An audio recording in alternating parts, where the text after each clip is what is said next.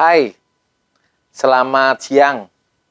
Kali ini kita membicarakan tentang topik yang sama seperti minggu lalu, yaitu tentang diabetes.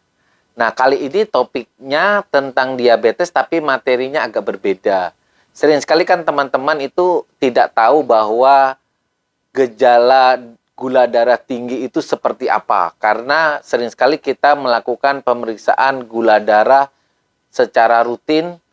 Kemudian karena gula darahnya normal, jadi kita melakukan pengobatan yang seperti biasa. Tetapi kadang-kadang gula darah kita juga sering melonjak di selama kita menjalani pengobatan. Dan rekan-rekan perlu tahu bahwa pada saat gula darah kita tinggi, itu ada tanda-tanda yang bisa kita amati, yang bisa kita dapatkan. Pertama adalah ada sekitar 10 tanda kalau gula darah kita mengalami lonjakan.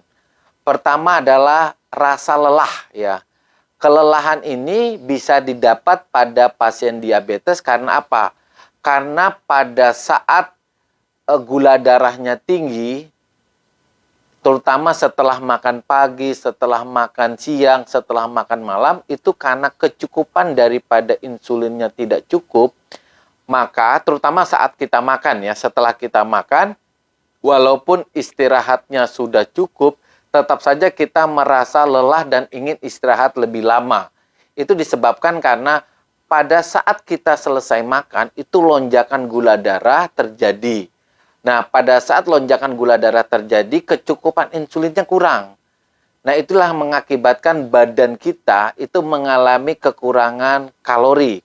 Nah, karena kekurangan kalori, maka badan kita tetap merasa rasa lelah. Ya, walaupun kita setelah makan pagi, siang, malam yang harusnya kita mendapatkan kalori, seharusnya kita justru mendapatkan semangat baru dari makanan yang kita makan, justru kelelahanlah yang kita dapat. Pada saat kita melakukan pemeriksaan darah, biasanya gula darahnya terjadi lonjakan. Kemudian tanda yang kedua adalah buang air kecil yang sering.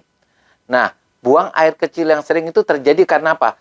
Ketika gula darah kita tinggi, ya misalnya lah yang 300 atau 400, maka tubuh terutama ginjal itu berusaha membuang gula darah itu. Nah, sambil membuang gula darah biasanya itu diikuti dengan cairan tubuh, dalam hal ini plasma darah, sehingga ketika tubuh berusaha membuang gula darah yang berlebih dalam tubuh kita, itu diikuti dengan cairan, sehingga salah satu keluhan adalah buang air kecil yang sering, yang cukup banyak. Nah, karena buang air kecil yang cukup banyak inilah yang mengakibatkan kita merasa haus, sehingga haus itu merupakan gejala ketika. Karena apa? Ketika orang kencingnya banyak, maka volume di dalam darah kita akan berkurang. Nah, volume di darah kita berkurang, berarti kan aliran darah ke otak itu juga berkurang. Itulah yang memacu tubuh kita untuk menimbulkan rasa haus. Nah, dehidrasi yang terjadi karena kencing yang cukup banyak itu menimbulkan keluhan sakit kepala. Sehingga sakit kepala, kemudian pusing, kemudian rasa haus merupakan gejala yang biasanya terjadi pada lonjakan gula darah yang tinggi. Nah, gejala yang lain berupa apa? Berat badan yang turun. Nah, berat badan yang turun itu terjadi begini. Pada saat gula darah kita naik, yang disebabkan karena apa? Karena kebutuhan akan kalori tinggi ya. Kebutuhan akan kalori tinggi itu tidak dipenuhi oleh tubuh kita, sehingga tubuh kita membongkar cadangan gula yang biasanya disimpan di hati, di otot ya. Proses ini disebut dengan penghancuran cadangan gula. Nah, penghancuran cadangan gula ini untuk mendapatkan asupan kalori oleh otot. Tetapi kan tidak terjadi, sehingga yang terjadi malah berbalik karena proses penghancuran yang hebat, Sehingga berat badan kita bukan condong naik, tapi condong untuk mengalami penurunan. Nah, itu ciri yang berikutnya, yaitu penurunan berat badan yang cukup signifikan ya, yang terjadi pada gula darah yang cukup tinggi. Kemudian gejala yang lain adalah berupa penglihatan yang mulai kabur tiba-tiba. Karena apa? Gula darah yang tinggi ternyata bisa merusak sistem pembuluh darah saraf yang kecil-kecil, termasuk di daerah mata. Sehingga pada orang-orang tertentu, peningkatan gula darah itu biasanya diikuti dengan penglihatan yang tiba-tiba mulai kabur. Kemudian infeksi yang berulang.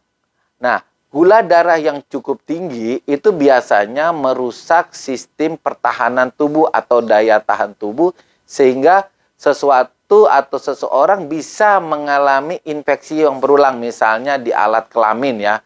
Alat kelamin wanita yang harusnya tidak bisa tumbuh jamur, di situ kok bisa tumbuh jamur karena sistem daya tahan tubuhnya mengalami penurunan.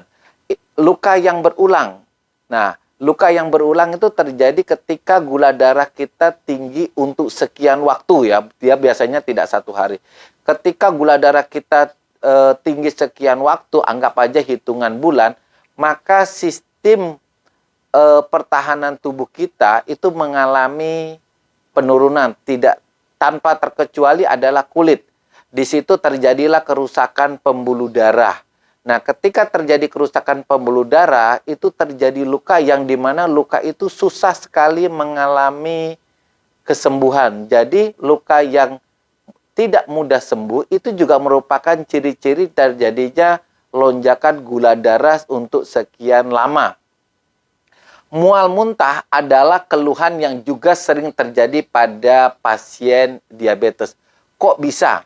Misalnya seorang pasien diabetes mengalami infeksi, mengalami stres, biasanya itu kebutuhan akan kalori cukup tinggi, kebutuhan akan insulin juga cukup tinggi. Tapi karena kebutuhan ini tidak bisa dipenuhi, maka tubuh membongkar cadangan kalorinya berasal dari lemak. Jadi cadangan lemak dibongkar ini untuk memenuhi kebutuhan kalori karena seseorang mengalami infeksi. Nah, ketika cadangan lemak ini dibongkar, nah hasilnya itu keadaannya namanya ketoasidosis diabetik. Keadaan ketoasidosis diabetik inilah yang mengakibatkan seseorang bisa mengalami mual muntah. Jadi kalau seorang diabetes, kemudian gula darahnya tinggi, didapatkan keluhan daripada mual muntah, bisa saja itu merupakan keadaan yang disebut dengan ketoasidosis. Akibat apa? Akibat tubuh berusaha mendapatkan kalori yang berasal dari lemak karena tidak mendapatkan kalori berasal dari glukosa karena insulin dalam tubuhnya yang kurang. Kemudian yang terakhir adalah kesemutan atau kram yang terjadi pada kaki kita karena kita melakukan aktivitas misalnya berjalan cukup jauh, nah tiba-tiba saja kita mengalami kram. Nah itu terjadi karena apa? Karena kebutuhan kalori pada saraf dan pembuluh darah di kaki itu tidak mencukupi sehingga makanya muncul tiba-tiba keluhan kram pada daerah kaki. Bisa juga si tangan, termasuk kalau tangan kita menggunakan aktivitas yang cukup berat. Dan inilah rekan-rekan yang sering terjadi pada pasien diabetes, walaupun pasien diabetesnya sudah menggunakan obat, sudah bagus, bisa saja gejala peningkatan gula darah ini terjadi selama proses pengobatan diabetes. Jadi kalau dokter simpulkan apa? Gejala-gejala yang kita perlu waspadai dan kita perlu melakukan pengecekan gula darah jika tiba-tiba kita merasa kelelahan, kemudian buang air kecil yang sering, mudah haus ya, kemudian sakit kepala, pusing, penurunan berat badan yang kita rasakan tiba-tiba dalam hitungan hari, kemudian penglihatan kabur tiba-tiba, kemudian infeksi berulang dan luka yang tidak sembuh-sembuh juga harus kita melakukan pemeriksaan gula darah. Mual muntah yang terjadi apalagi diikuti dengan demam, stres, itu juga harus dilakukan pengecekan gula darah dan rasa kram yang kita rasakan selama kita aktivitas juga merupakan tanda yang wajib diwaspadai sebagai tanda peningkatan gula darah. Demikian rekan-rekan topik kita ya, membahas tentang diabetes, yaitu topik permasalahan tentang bagaimana kita bisa mengetahui gula darah kita mengalami lonjakan tanpa kita melakukan pemeriksaan gula darah. Bye.